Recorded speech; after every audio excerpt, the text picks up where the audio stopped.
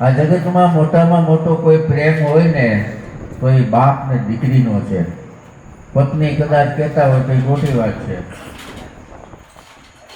બાપ અને દીકરીનો પ્રેમ છે ભાઈ આ વિશ્વની અંદર આનાથી મોટો કોઈ બીજો પ્રેમ ભગવાન બનાવી શક્યો નથી. બાકી બધા પ્રેમ ખોટા. અને હું સાબિત કરી દઉં, એમને નહીં કહું, સાબિત કરી દઉં. ધ્યાનથી સાંભળજો ભાઈઓ, આ તમને પાછો સાંભળવા નહીં મળે. ધ્યાનથી સાંભળો. સાચો પ્રેમ કોને કહેવાય સાંભળજો. બાકી બધા પ્રેમ આ જગતના ખોટા. સ્વાર્થ મતલબ પતિ બીમાર હોય, ધણી બીમાર પડી ગયો હોય, પતિદેવ બીમાર પડ્યા હોય ને ત્યારે તમે જોજો હોસ્પિટલમાં તમને સાચો પ્રેમ જોવા મળશે. દવાખાનામાં કેવી રીતે તમને કહું. ધવલભાઈ કેમ હોય કે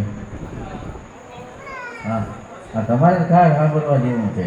દવાખાનામાં પતિદેવ બીમાર હોય, ખાટલે પડ્યા હોય આમ, અને એની પત્ની છે ને બાજુમાં ટેબલ નાખીને જ બેઠી હશે. જોજો બાજુમાં ટેબલ હશે અને આમ કરીને બેઠી હશે. શાંતિ થાકી પડ્યા હાવ જઈડા જેવા થઈ ગયા. તોરા બાદ નીકળી.